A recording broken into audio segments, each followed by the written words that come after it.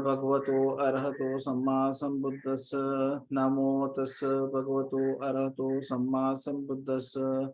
Namo tassa Bhagavato Arahato Samma-sambuddhassa. Sadhu, sadhu.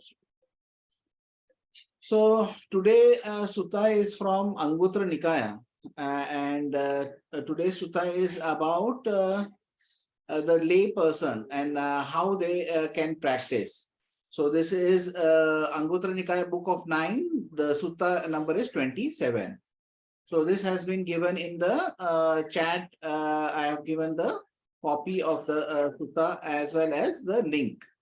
So that is available, and when we upload the YouTube video, we'll also mention that sutta link which you can download from Google Drive. So we'll start the sutta. The householder Anathapindika approached the Blessed One, paid homage to him, and sat down to one side. The Blessed One then said to him. So Anathapindika was a famous supporter of the Buddha, and he was called Anathapindika because he used to give food donations.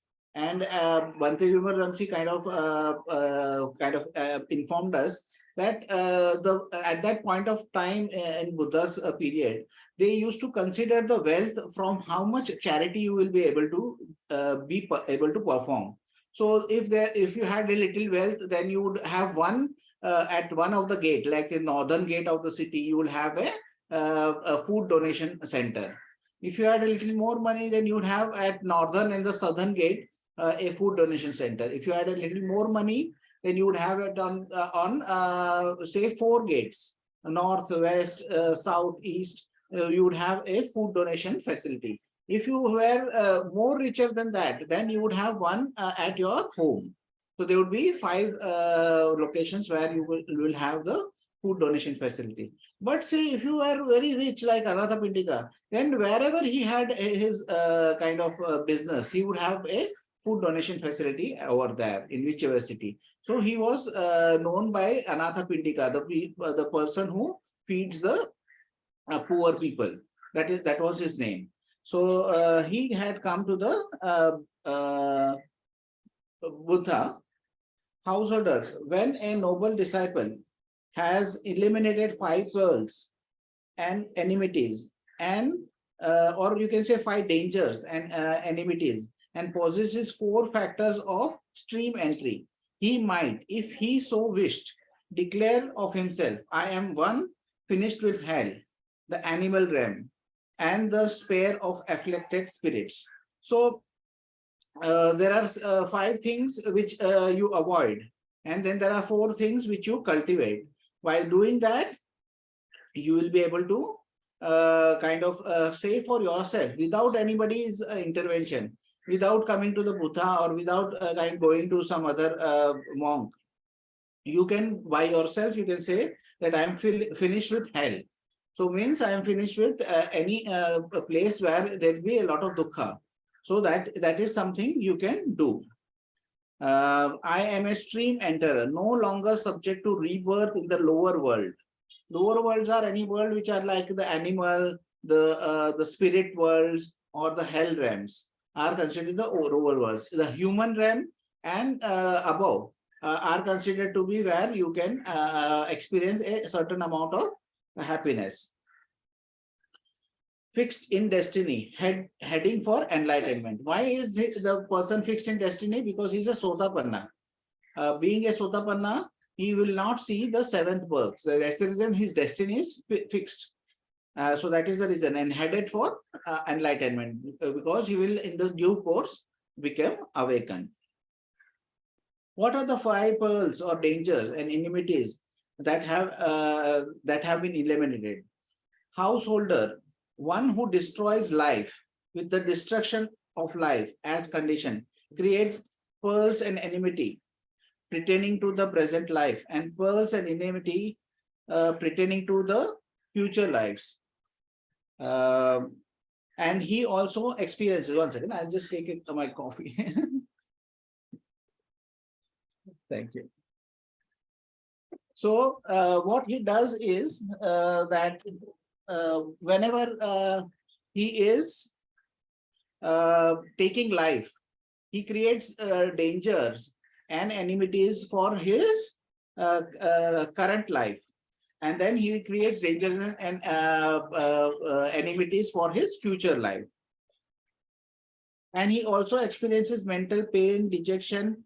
One who abstains from the restriction of life does not create such pearl and enmity pertaining to the present life, or such danger and enmity pertaining to the future life. Nor does he experience mental pain and dejection. For one who abstains from the destruction of life, that danger and enmity has thus been eliminated. So what Buddha is saying, that the one who takes life has creates some karma, or the action, the result creates that it creates a present life. There is a danger which is there. There is a certain kind of a wrong activity which he has done. He kind of understands by his mind, and then that also results in this future life where he gets into danger and trouble. So he has, when he understands that one who does not do this killing of life, and who kind of does not kill and take life, then he does not have danger in the present and he does not have danger in the future. So in both the ways, he kind of eliminates the danger. One who takes what is not given. So that is in the same way, if somebody steals, it takes what is not given, also creates danger in the present life, also creates danger in the future life. Who engages in sexual misconduct, who speaks falsely. So anybody who is engaging in sexual misconduct also creates the same danger in the present and the future. And who speak falsely means who lie, who have divisive speech, who have harsh speech, who have ideal chatter. Those people also create problems for themselves in the present, because their mind gets disturbed by doing all the speech, and then in the future also they can have problems. So having speech and how to control speech is very important. In this retreat, there were a couple of friends, you know, we had warned them many times, but they continuously speak, because that is also habitual tendency. That is also some satisfaction they get from speaking, and they just wanted to constantly kind of engage in speaking, and they would engage other people also, and they wanted to kind of eliminate their problems by kind of speaking out. But what happens is, I had also read a sutta, which is Majjhima Nikaya 1.8, Honeyball Sutta, where it is very clearly said that when you are creating speech or when you are creating thoughts, then it creates more thought. That is a prapancha, that is mental proliferation, which happens. So a person thinks about one thing and another, and he kind of creates his own world. So by talking, this cannot be resolved, your mental issues or troubles or anything. By understanding, by kind of investigating, by seeing in your meditation how it arises, how it is impersonal, and how we are kind of attached to those things which are impersonal and create our own kind of dukkha. So by that we can grow. So speech is also a very important factor. Then who indulge in liquor, wine and intoxicants, the basis of heedlessness.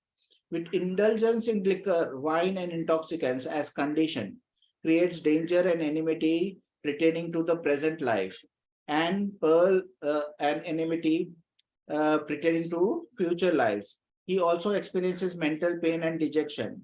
One who abstains from liquor, wine, and intoxicants, the basis of heedlessness, does not create such danger and enmity pertaining to the present life, or such danger and enmity pertaining to the future life, nor does he experience mental pain and dejection. For one who abstains from liquor, wine, and intoxicants, the basis of heedlessness, that danger and enmity has thus been eliminated. So in the same way, when you are keeping the precepts, these are the 5 things which the Buddha is explaining, is also of the 5 precepts. So if you're keeping the precepts, you understand what is the danger in not keeping the precepts. And the danger is also in the present and also in the future, because in the present you kind of create your mental disturbances by doing these things, and in the future you create issues by having the karmic result have fruition in the future. So in this both way you are kind of having the danger and the enmity. These are the five dangers and enmities that have been eliminated. So when he understands and takes the five precepts and keeps the five precepts, then those have been eliminated. And what are the four factors of stream entry that he possesses? So there are four factors to become a stream enterer. Those are: here, householder, a noble disciple, possesses unwavering confidence in the Buddha. Thus, the Blessed One is an arahant. So the Blessed One is an arahant. Arahant is a fully enlightened being. So the first thing is that Buddha's disciples are also arahants. So there are three kinds of arahants. Buddha is a Samma-sambuddha. That means that he has learned this path by his own efforts, and he teaches it. That is the kind of thing which he does is he can he has tried so long and learned the path, but after that he is able to teach it to his disciples.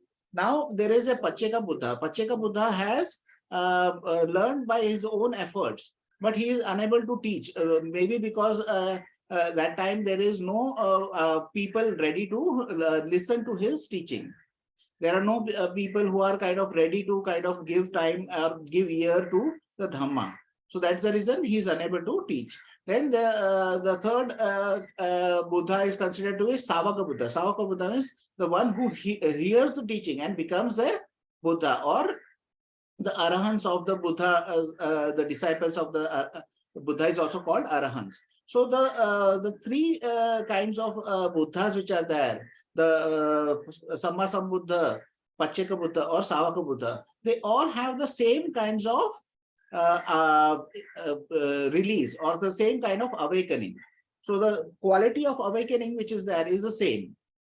So the quality of awakening of the Buddha is also same. So that is the reason the Buddha is also called an arahant. That means he has been fully awakened, perfectly enlightened, accomplished in true knowledge and conduct. So the true knowledge is the true knowledge of the Dhamma, and the conduct is how he behaves. Fortunate, knower of the world, unsurpassed trainer of persons to be tamed. So unsurpassed trainer for the persons to be tamed. So that is one thing we have to qualify over here. So he can train anybody who is willing to get trained. So nobody can be forced. Certain people come to a retreat and they just don't want to be over there. They have been sent by their parents saying that, oh, go there, it will be good for you. So they basically will not listen to the Dhamma. They will talk, they'll do what they want, and they will never get trained. So in Ganaka Sutta also the Buddha says that I can give you instructions.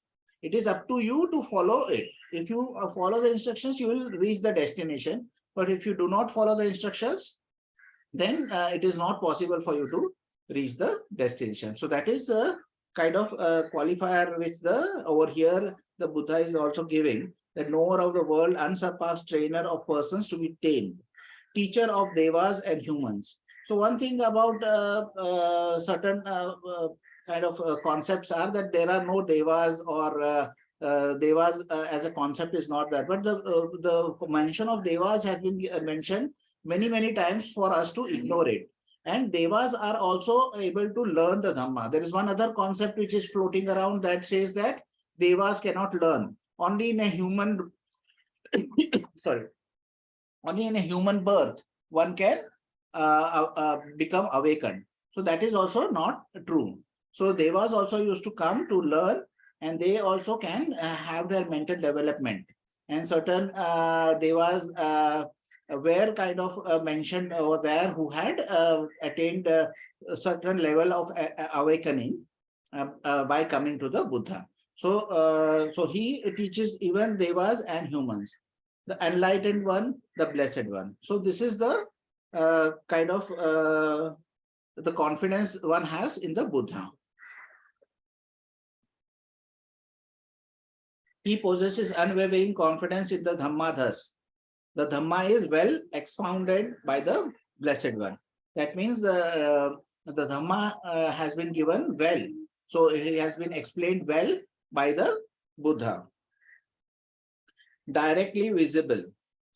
So directly visible means you can see what has been said by the Buddha. So one of the, in Samyutta Nikaya, one of the things the Buddha says is, how does the Dhamma is directly visible? So he says that one way is, when there is unwholesome thoughts in your mind, you know there is unwholesome thoughts in your mind. When there are wholesome thoughts in your mind, you know you have wholesome thoughts in mind. So in this way, you will immediately know what is happening.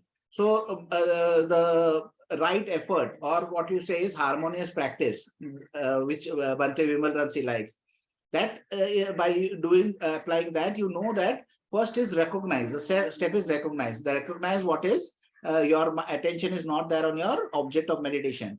So you immediately know that your mind is not there on the wholesome object, which is the object of meditation, and now it is there on a distraction.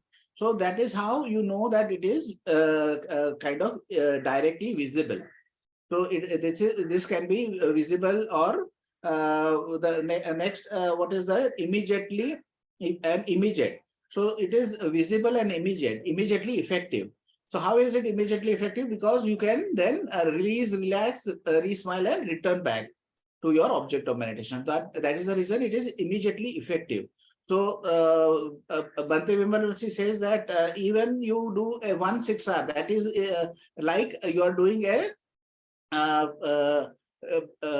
release step, is like releasing the dukkha. So each time you do a 6R, you are releasing your dukkha.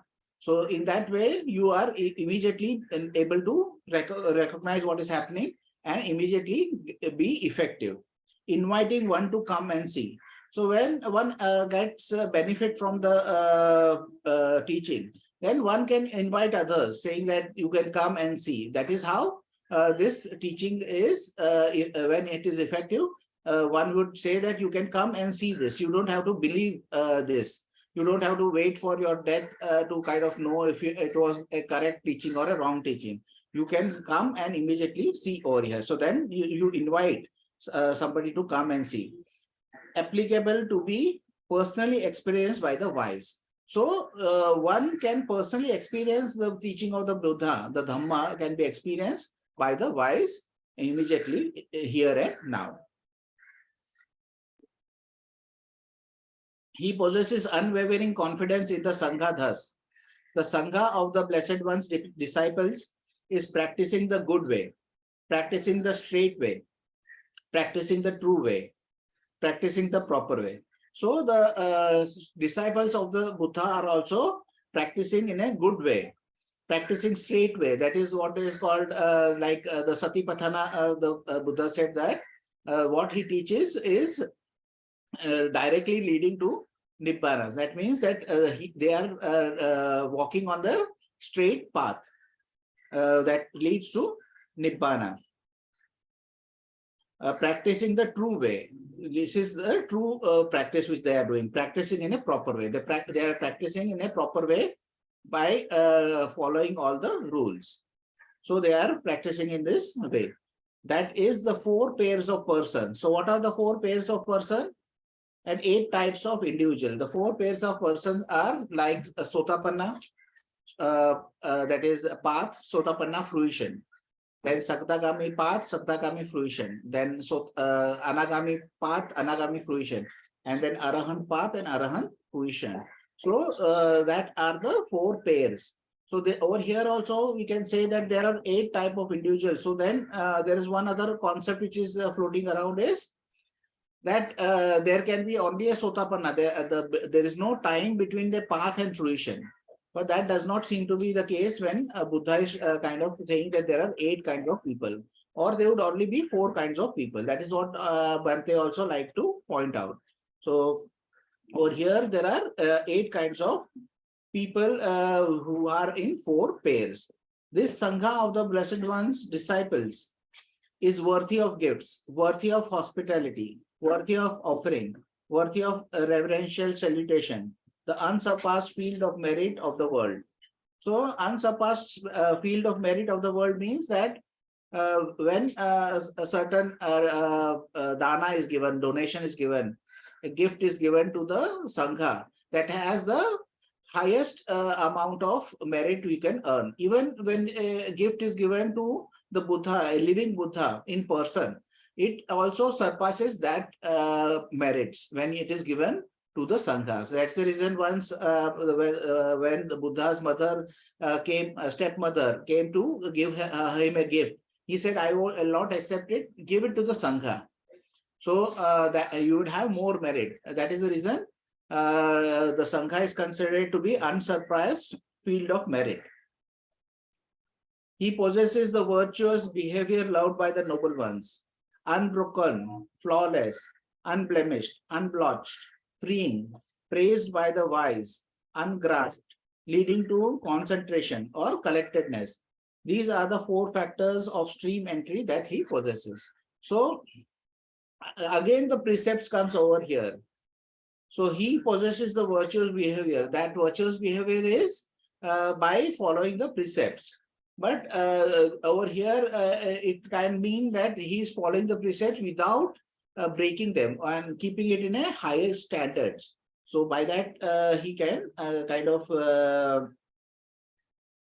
be perfect in the conduct which he is doing. So, and that will also lead to his collected mind. So collected mind is very important to know what is happening, how certain things is arising, how it is passing away, how these things are impermanent, how they are dukkha, how they are impersonal. So for that, a collected mind is required. So that is also developed when you are keeping your virtue. One example of keeping virtue and having collected mind the Buddha gives is, imagine a lake is there, and there is a shallow lake where there are very beautiful fishes are there, and then there are beautiful plants, and you can see all of them clearly. On a good day, the water is very calm, and the water is very clean, and you can see what is happening below. You can watch the fish, you can watch the plants over there in the lake. But say what happens is, if there are 100 cows which were to pass over there on that lake, and the whole water becomes muddy, and then the whole water is kind of not calm. It is very agitated. The water is agitated. So in this way, your mind is also there when you are breaking a precept. Your mind is agitated and it is not calm. So this lake, when it is not calm and it is agitated, you cannot see what is there in that lake. You cannot see the fishes. You cannot see the plants which are there. But when you keep your precepts and you kind of give it time, then what will happen? The lake will become calm, the dust will settle, and then you will be able to see what is there. So thus, by keeping precepts, your mind will become clearer and less agitation is there in your mind, and you are able to see more in your meditation, and in your life also you will be able to see more.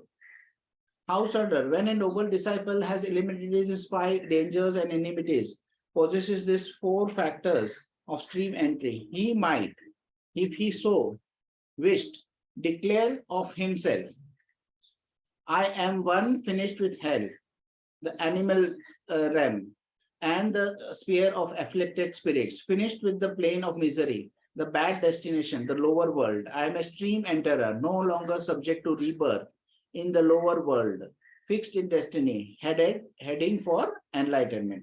So the Buddha is saying this, that once a person has kind of given up the 5 breaking of precepts, can understand the 5 precepts, that do not kill, do not steal, do not have wrong sexual activity, do not kind of have false speech, that is, don't have divisive speech, like don't create fighting between 2 groups of people, don't have false speech or lies, don't talk lies, don't kind of have idle chatter, and don't have harsh speech. Harsh speech is like saying bad words, or saying words which will hurt others people. So don't do all those things. So by not doing those things, you one thing, you understand what are the danger which are there in doing these things in the present, and then you understand the danger which is there in doing this in the future. Then you give up those wrong things, and that is how, what taking the precepts is there. You understand the dangers in the doing all these things, and you give up this thing, doing those things, and you walk the path on that, not doing those wrong things. Then what you do is you contemplate on the Buddha, the Dhamma, and the Sangha. So you have complete confidence on the Buddha, complete confidence on the Dhamma, and complete confidence on the Sangha. When that is there, you also again keep the precepts unbrokenly. You refine your keeping of the precepts. You continue keeping your precepts. And when you kind of do that and refine your keeping of precepts, then what would happen is you would be, your mind would be so calm and collected. And then you will be able to say that I am kind of done with the hell, and I will become awakened in the remaining 7 lives which I have. I will become awakened. So if you further practice or further develop your mind, then it can happen sooner. You can go to the next stage of Saddhagami, or you can go to the Anagami and never come back to the human birth. So in this way, you can still develop your mind, still work on your meditation, still work on your practice, and progress continuously. So this sutta is a very kind of a important sutta, which is kind of showing you how one can follow the precepts and keep investigating the Buddha, Dhamma, Sangha, and work on the path of the Nibbana by becoming a Sotapanna. So this is a very kind of a short sutta, but it is giving a very kind of good advice to the lay people. So this is something which everybody should follow. So is there any questions? Then I'll take some questions. Yes. Thank you very much, Venerable Dhammagavesi. Yes. And Happy New Year too Happy to New everybody. Year. Yes. First session of the new year. Yes. Yeah, thank you so much. My question is, well, I find very interesting that the title is Enmity, right? So, you know, and then in this sutta, as I understood, the basis of our lives is to really take care of the ethics of our lives with the best possible ethics and principles, right? Correct. Yes. And then there is also this explanation about what happens once it is possible to purify, right? Let's say, our lives and our approach to life. But what I find interesting, and maybe this is my question, here there are no concrete instructions on meditation. Yes. Right? Yes. So is there any, do you have more information about the context of this sutta? Or because I kind of feel this space, what happens with the practice? So this sutta was means given to Anathapindika. So he was a lay person. So I think the Buddha has given this sutta from the perspective of a lay person who is busy. So Anathapindika was very busy in his life, and he never got a chance to kind of do the meditation. And he also in the last sutta with Sariputta, he says that this teaching which you are giving us is so kind of important and so enlightening that you should give it to all people. But this was given to all people, and there were a lot of people who kind of heard the Buddha's teaching, and there were very lay people who became Sotapannas, Sakdagamis, and Anagamis. In Pacceka-Buddha Sutta, Buddha clearly mentions that lay men, lay women have become Sotapanna, Sakdagami, Anagami. And in the Parinibbana Sutta, it is mentioned that wherever he goes, he asks, the villagers ask that so many people have passed away from the last time you had visited our village. So what are their destination? What are their where did they go?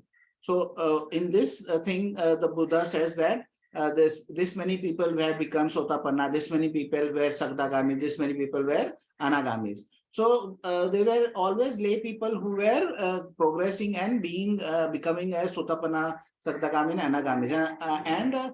From listening to the teaching, you can only become a Sotapanna or a Sakdagami. You cannot become an Anagami. So the mention of Anagami means that lay people were also doing meditation. But Anathapindika was not having that time to kind of do the meditation. So he was a Sotapanna when he passed away. So that is the reason the Buddha may have given him the teaching which are saying that what are the bare minimum to kind of get out the wheel of the samsara. So even if you can follow the precepts which are that not doing, okay, so the Buddha's teaching in short is Dana, Sila, Bhavana. Okay, Dana is do good, Sila is don't do bad, and Bhavana means practice and develop your mind. Okay, so what the Buddha is saying over here is that if you had no time, then you can only do the Sila, okay, and develop your mind towards the Buddha, Dhamma, Sangha, okay. Then what would happen is your mind will be inclined towards becoming awakened. So this also has one factor which says that when somebody keeps precepts, he has a collected mind, the samadhi which is there, which is very much required for investigation. Okay, so when you have samadhi, you can investigate. So, when you have a mind which can investigate and know the truth, then slowly your mind will release their attachments, and that release of attachment will kind of create a chain reaction. So the Sotapanna concept as itself is very kind of interesting, saying that if a person has an inclination of the mind, then in due course he will become awakened in 7 lifetimes. That means that there is a chain reaction which is started. That chain reaction will ultimately lead to that person kind of leaving all his attachments. Okay, so Sotapanna concept in itself is very interesting if you think about it. It is saying that not even in this life, next life also, that change of inclination of your mind kind of persists. And then even if after what happens in the next life, again in the next life something happens, and you will become awakened eventually. So the Buddha says that if a Sotapanna is heedless, means he is not practicing, or he is not striving as he should, then he will not see the 8th life. So Buddha kind of says that you should strive, you should become awakened in a shorter period of time. But if that is not the case, if you are not able to give the time, if that is your situation, then the most minimum requirement to become a Sotapanna has been given. So that is a kind of an teaching for the lay people. Bhante, I would like to ask you one question. Yes. The Sangha of the Blessed One's disciples is practicing the good way. And the proper way, the 4 pairs of persons, one finished with the hell, the animal realm, the sphere of afflicted spirits, and finished declare of himself. These are all 4 types only. But 4 pairs of persons, he says. 4 pairs is Sotapanna, path, and fruit. Okay, agreed. That is 4 pairs, okay. One finished with hell. Means? A Sotapanna. That is Sotapanna. What he is talking about, the Sangha of the Bhikkhus. Sangha of Bhikkhus have Sotapannas, they have Sattagamis, they have Anagamis, then have Arahants also. Agreed. One finished with hell in the animal realm, the sphere of afflicted spirit, that is Sotapanna. Finished, he declare of himself is totally all the 4 factors are involved for Sotapanna. Agreed. Thank you. And next, one more. He possesses the virtuous behavior loved by the noble ones, unbroken, flawless, unblemished, unblotted, freeing, praised by the wise, ungrasped. Ungrasped. Here it is only Anagami style.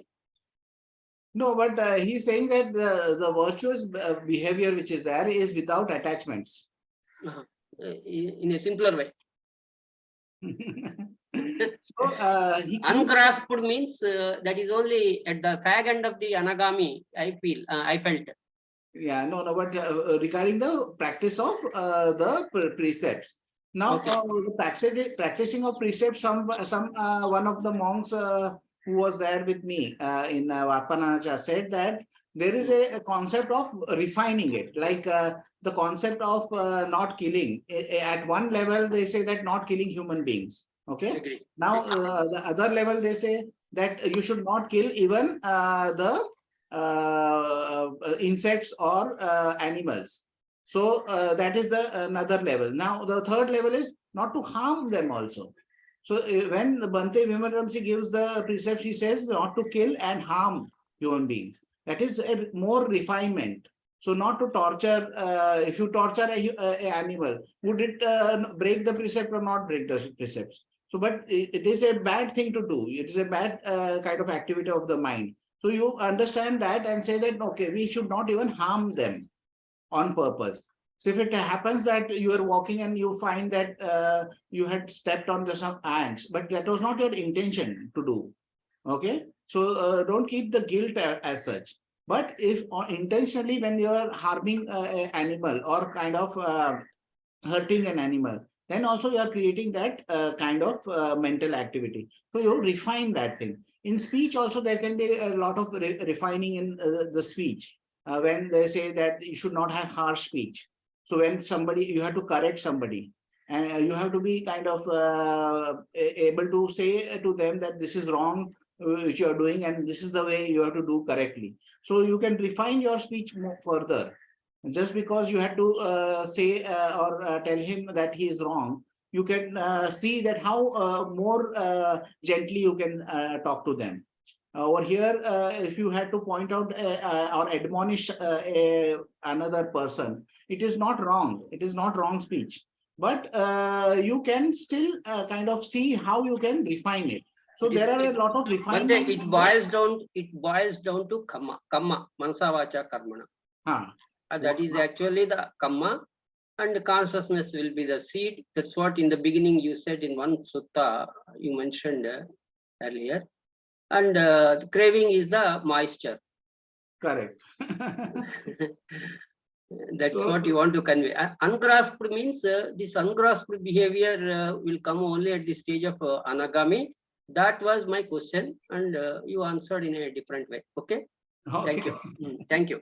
Okay. So, so there is a refinement which can still happen with the this thing. What Bhante, what does devas mean? A kind of being or a god? Devas means a kind of being. They are not something like different than what we are, but they are in a different space. Say we are in a different space over here because our karmic results, we got a human life, human body. Based on the karmic our actions, we can be also become devas. And the devas themselves were humans sometimes, they were sometimes animals, sometimes they were in hell. As those kind of states of beings are there, so these are not permanent gods, as in understanding of certain different cultures, you know. In some cultures there will be only one god, and then that is the eternal god. Then in the, say, some cultures there would be there are multiple gods are there, and they have they are still eternal. Then there are certain cultures where there are no gods are there, and they believe that there is only human birth is there, and there is nothing out of that. So there are many kind of thinking around that concept. But in the Buddha's concept of God, God is just a different kind of being. It's just a different kind of state of mind, we can say. So we have a state of mind. We have because we are humans. We have certain kind of senses. We have certain kind of control on our movement. So in the Deva realms, they would have a certain kind of thinking. They would have certain kind of control. They would have a certain kind of food. So those kind of things are different, but they are the same beings. So Buddha kind of says that we are all in the same category of beings. Like even if you are devas, even if you are animals, even if you are insects, even if you are in hell, even if you are a hungry ghost, or even if you are a deva, or even if you are a Brahma, we are all in that sense the same category of beings, because we are all connected with karma, and we kind of come up in different places based on our karma, and after that karma is exhausted, we go into another shape and form. So in this way, all are the same category, which can be said the category of beings. So we would not consider them as different. Does that answer your question? Yes. Okay. Yes. Thank you. Okay. Thank you, Bhante. So any other question? Yes. You.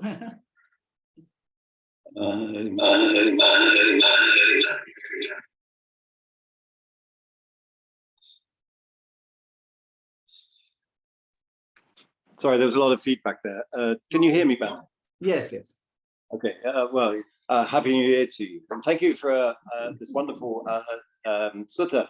I want to pick up a point that Maria made. You know, this is very much about an ethical teaching, and the power of having an ethical form of behavior and safeguard. But can you, Bhante, say something about what happens when, because the ethical framework is, we're in danger perhaps of thinking this in some sense of a perfection, and yet it needs to be very much a sort of a working model. So it needs to accommodate when our behavior or our thoughts or our speech or whatever is less than perfection. So can you say something about how to then work then to come back into balance? So like the Buddha himself says that how to keep the precepts. I think the last Sunday we had taken that sutta, that one understands that they have done such and such wrong, and that are kind of bad consequences. And by that, he gives up that bad behavior and then takes up the good behavior. So in this way, what generally is considered is taking the precepts once again. So there is one case of a bhikkhu who was had a bad drinking habit. He kind of used to leave the drinking habit. Then he used to kind of take precepts and live the normal life of a bhikkhu. But then he would kind of fall prey to his desires and again break the precept. By the way, the precepts of drinking is a minor offense. And he can confess that offense, that I have drank, and I confess that I will not drink once again. And then he kind of resorts in himself, okay, restores his kind of precept. And then he can continue his life as a bhikkhu. So before his death, he kind of confesses. And then he kind of takes the precepts once again. So now what he has done is taking a precept for a kind of a bhikkhu is doing the patimokkha on every 15 days, like on the full moon and the new moon. They would recite the all the kind of 227 rules, monk rules. So he did recite those monk rules, and in the meantime, after that recitation of his monk rules, he had passed away.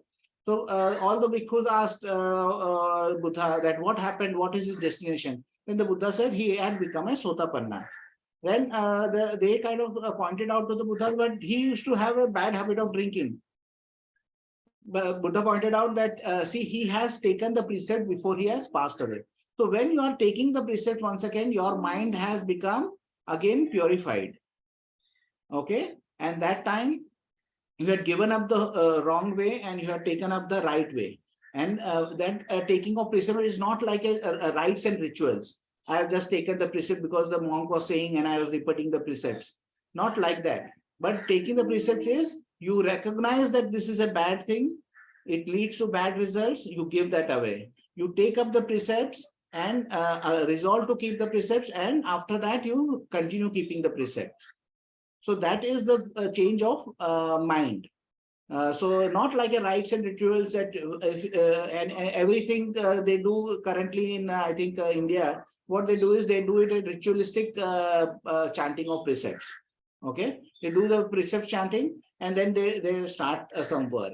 But that is not the spirit. The spirit is, as you kind of pointed out, to understand that there is a wrong which has been done, and to give up that wrong and then bring up something, the retaking of the precepts, okay, and keeping that mind state continuing. Yes.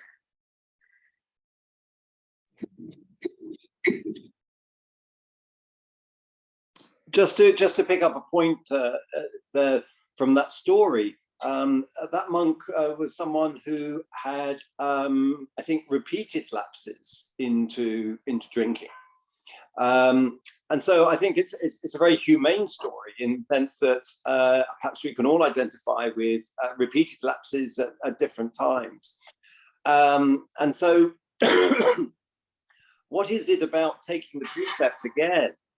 What is it about the state of mind when we take the precept again, which, if you like, resets that?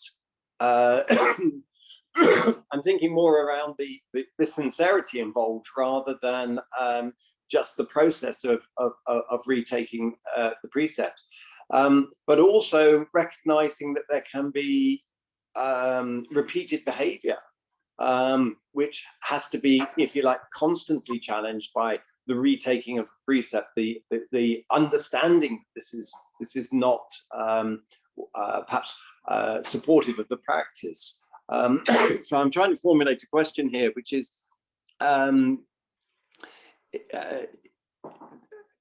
although it's okay to repeatedly address this, then this needs to be some quality in the retaking of the precept.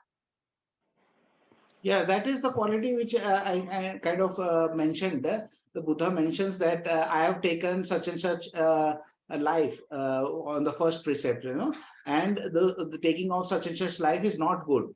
So I resolve to not kind of take life, and I will continue to not kind of take life. So that is the precept. That is how the precept he is taking. Then in that sutta, yes, last week which I had taken, we also mentioned that Buddha also teaches the Brahma Viharas to the person. That after taking the precepts, he also follows the Brahma Viharas.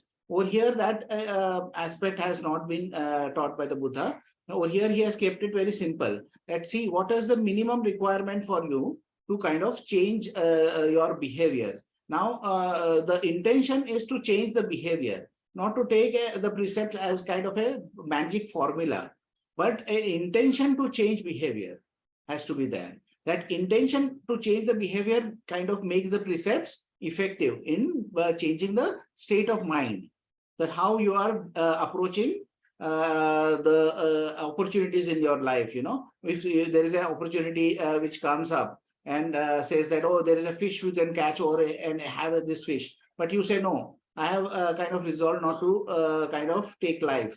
So if I had easy opportunity to catch a fish, then I will not do that. Like there was one kind of a short video, they show something fun happening, you know. There is one guy going in a boat and the fish kind of jumps into the boat. It's a kind of a hopping fish.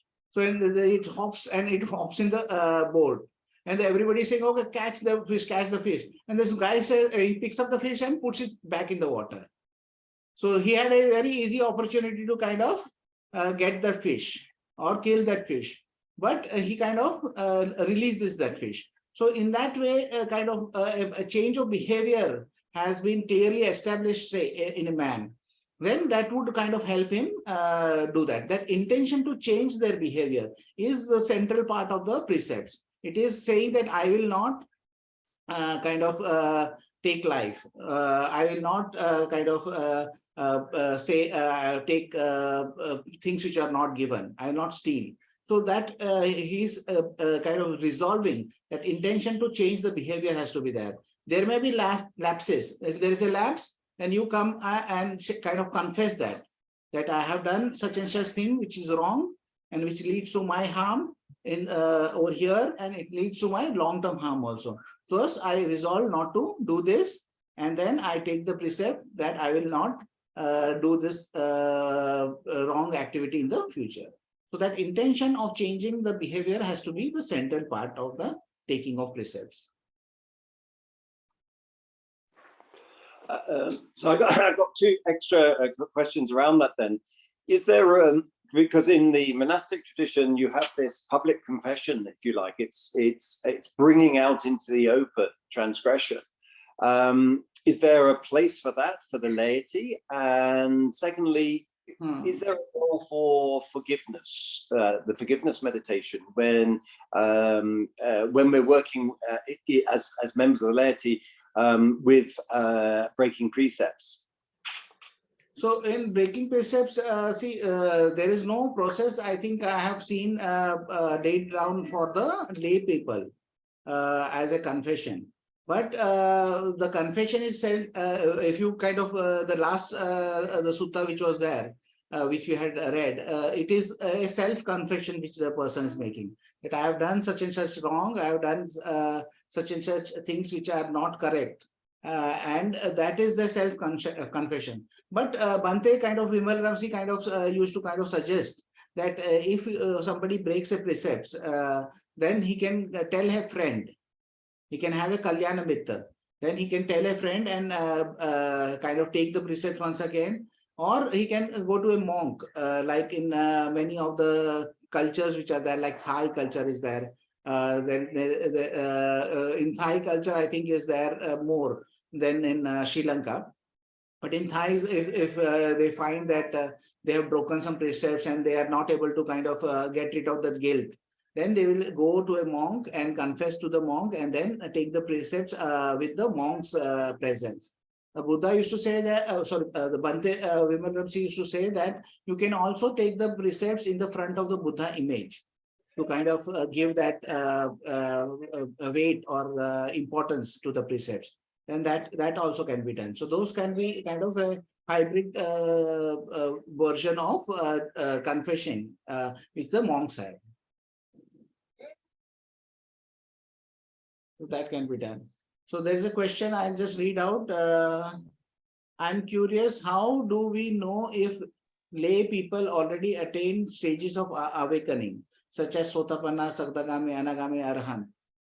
How or who to confirm if lay people attained it? Is there any sutta explain what are the traits, characteristics of those stages of awakening? Thank you. So see how one can kind of see for oneself how their behavior has changed. Like the requirements for a Sotapanna is that one does not believe in rites and rituals leading to awakening. One kind of clearly understands that if I burn incense, or if I kind of give sacrifices, or if I go into such and such river and dip my head, I will not become awakened. So rites and rituals will not lead you to your awakening. That you kind of clearly understand. Then you clearly understand that the path of the Buddha is giving, is the right path. That is the reason the Buddha, Dhamma, Sangha, they kind of have full faith in that. So that faith is the part, the second part of the Sotapanna is there. Then the third part is the impersonal nature of things which are there. He has insight into the impersonal nature of things, that this is not me, this is not mine, this is not myself. So say if there is a desire comes up to do certain things, then he says that this is just a desire, then he does not do it. That is how he can keep the precept. So he has developed the kind of impersonal nature, that I have taken the precept, but I have this thought which is coming up. So I will not do it. I will keep the precepts. So by knowing that, if a person knows in his heart that he has totally keeping these three parameters, then he can kind of convince himself that he is a Sotapanna. So one is he does not believe in rites and rituals leading to awakening. That does not mean the person does not do rites and rituals. He may be doing rites and rituals, but he does not believe that doing rites and rituals may lead to awakening. That is one. Second thing is, he understands that what the Buddha is teaching leads to awakening. So that the Buddha, Dhamma and Sangha, the contemplation of that will help in that. And the third is he has insight into the impersonal nature of everything. So by having this points of view clear in your mind, you can kind of say for yourself that you are a Sotapanna. You don't need somebody else to kind of tell you. If there is a living Buddha over there, then they used to go to the Buddha and ask him. So if there is a living Buddha, you can go to a living Buddha, but other than that, you have to kind of believe yourself. The Buddha in one of the suttas says, how do you know if you are awakened or you are not awakened? The Buddha says, look at your mind. If your mind has lust, greed and delusion, then you are not awakened. If your mind does not have lust, greed and delusion, then you are awakened. I think there is one sutta in this, before this only. I'll maybe read a little bit. It is, I think, what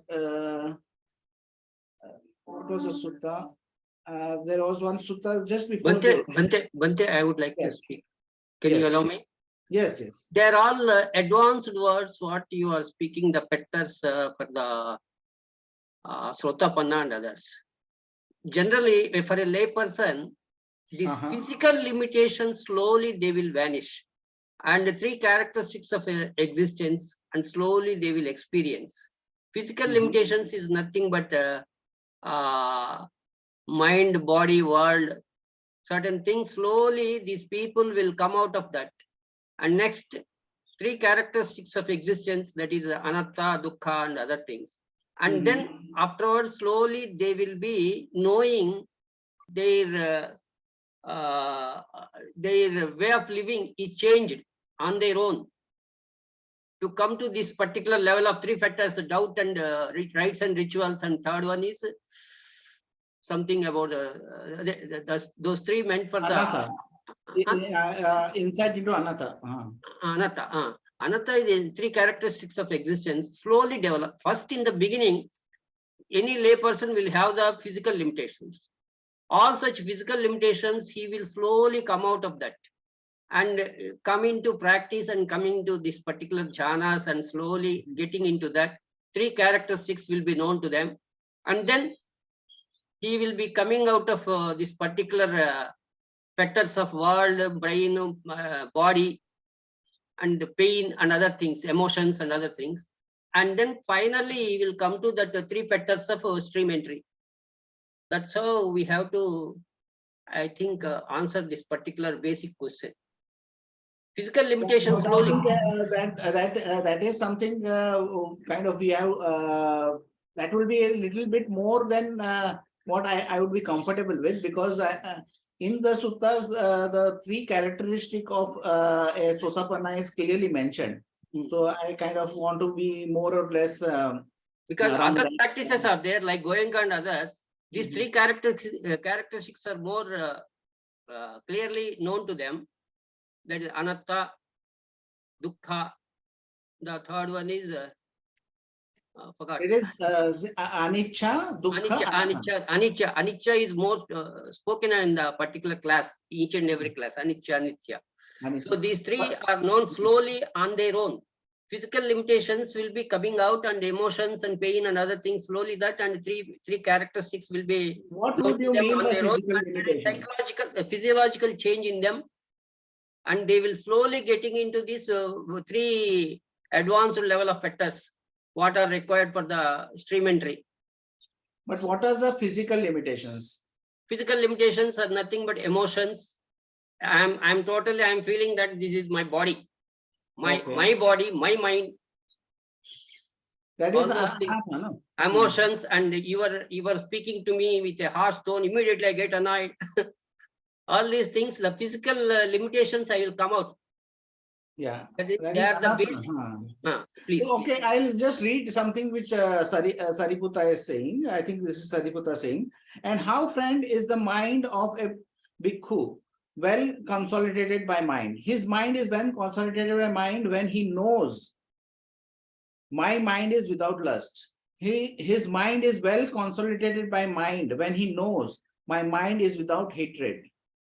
His mind is well consolidated by mind when he knows my mind is without delusion. His mind is well consolidated by mind when he knows my mind is not subject to lust. That is the next stage. And his mind is well consolidated by mind when he knows my mind is not subject to hatred. His mind is well consolidated by mind when he knows my mind is not subject to delusion. So one knows for oneself what is mind states are there. So there is nobody external one needs to kind of get approval from to know how your mind state is there. If you do not have some hatred coming up, lust coming up, delusion coming up, delusion is taking it personally. This is me, this is mine, this is myself. So when a person knows, this sutta is also in book of 9. This is 26, one sutta prior to this. Book of 9, 26. So, and other suttas also there where the Buddha says that one can know for oneself. So one does not need an external source for kind of giving you approval. So you are your own teachers. That is what Bhante Vimalamsi said. So you can examine your mind and know in your mind if there is lust is there, if there is hatred is there, if there is delusion is there, then you will be able to say for yourself where you have reached. Okay.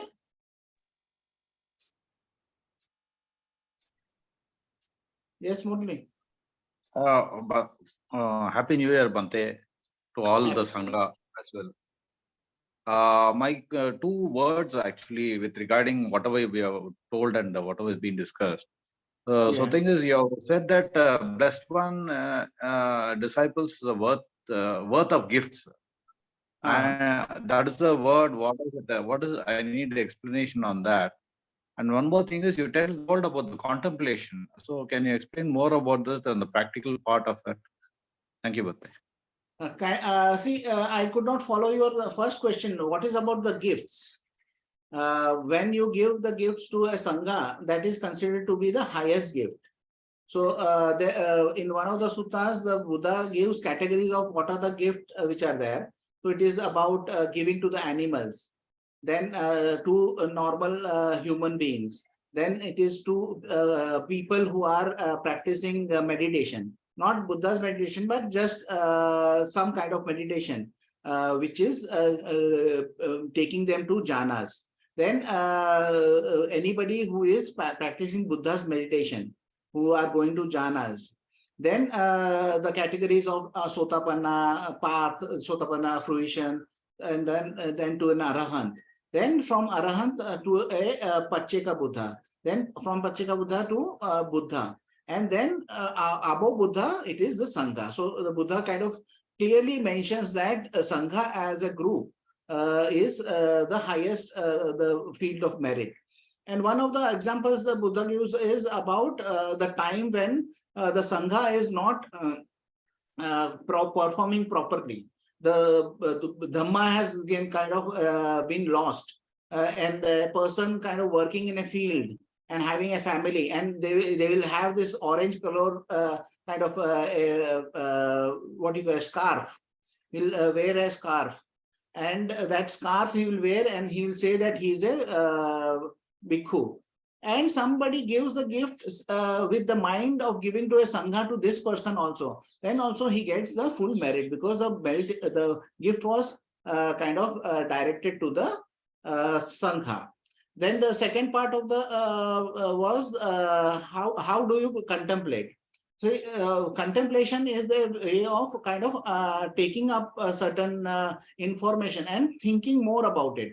So the Buddha is a blessed one. Why is he called a blessed one, or something like that? And you kind of think on that subject and try and get deeper in understanding on that subject. So you take the, say, one day you can take the subject of Buddha, one day you take subject of Dhamma, one day you take the subject of Sangha, and you can think more about why are they called this. They are doing the good way. Why is there, say, the straight way?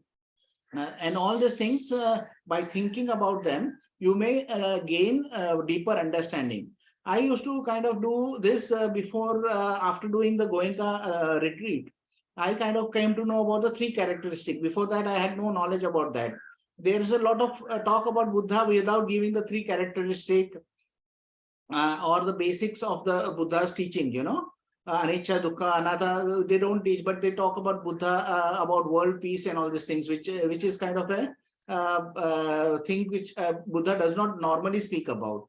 But I came to know about those from Goenka's retreat, and then I used to think about those things, like what is impermanence? What can be considered permanent? Can the earth be considered permanent? I will not be there to see it change, you know, the earth. In 100 years, it will not change, or whatever 20 years I have, or 10 years I have, or whatever time I have, I will not see the world change. But if I ask, if we check with, say, a scientist or an astrologist, he will say that Earth is a young planet. It has just some billion years left on its existence. Then will this universe survive? So universe will also not survive. They say that it will take more billions of years, but the universe will also have a time when it will end. Then if you consider all those things, we see that this is all changing. If you consider quantum physics, everything is kind of coming and going out of existence. So there is nothing permanent over here. You know, if you consider this any physical object, like this is a mouse is there. If you consider this physical object also, the atoms in this physical objects are going out of existence and coming into existence. So there is nothing permanent which is there in this world. So even things which we consider to be kind of solid are not solid. So in this way, I was used to kind of contemplate on those things. And then I kind of gained deeper understanding in why they are called. So by looking at the Buddha, by looking at the Dhamma, by looking at the Sangha, your confidence, you gain your confidence by contemplation. And when you gain your confidence, then you will be able to understand more deeply the teachings of the Buddha, what the teaching is Buddha is giving. So this is just a kind of a bare minimum what the Buddha is saying. I think Kiranam put Majjhima Nikaya 142, Power of Generosity, as a reference sutta. So you can kind of check out that sutta. But the teaching of the Buddha has been given in many different ways and in many different levels the Buddha is teaching. So it can benefit many different kinds of people. So the teaching over here is a little specific, but it is useful in a certain manner that it clarifies the importance of precepts. It kind of clarifies the importance of knowing the Buddha, Dhamma, and the Sangha. So that in that sense, this is a kind of a teaching which is very useful. Okay, any other questions? Or did I answer your question? Yes, Bhante. But my question was like for gifts means for the monks, it is only 4 requisites, no, Bhante. So what is that worth of gifts? What does it actually means? That Thank you, Bhante. there is no worth of gifts, and 4 requisites are the gifts which you can kind of cover a lot, you know. That is, food is there, then medicine is there, then clothing is there, and shelter is there. So those are the 4 requisites. But in other places, other gifts are also mentioned, like transportation is there, then giving of incense sticks, giving of candles, because all those things were important for living in the forest. So there are many gifts mentioned other than the 4 requisites also, but the 4 requisites also covers a lot of things. Thank you, Bhante. Sadhu, sadhu, sadhu. Any other questions? I think you have answered all the questions. So I am free for certain days, so I'll try and come. And if Hugh is free, then Hugh can also come on the Wednesdays talk. So we will try and have Dr. Madhusudan also come for the talks. So as and when we get, we will kind of keep on having this sessions, and I'll kind of end this now. Is there anything, Hugh? I'll be in touch with you also. Sorry, Bhante, I couldn't quite hear your question. No, I just said that we will be inviting you to also do the Sunday and the Wednesday classes. Oh, okay. Yeah, thank you. Because I am free. I am also there whenever nobody else is there. Then I do the do the sessions. So let us share the merit now. May suffering ones be suffering free, and the fear struck pale as thee. May the grieving shed all grief, and may all beings find relief. May all beings share this merit that we have thus acquired for the acquisition of all kinds of happiness. May beings inhabiting space and earth, devas and nagas of mighty power, share this merit of ours. May they long protect the Buddha's dispensation. Sadhu, sadhu. Thanks everybody for coming. Thank you. Thank you. Where is the recording? I don't have the recording thing. Huh?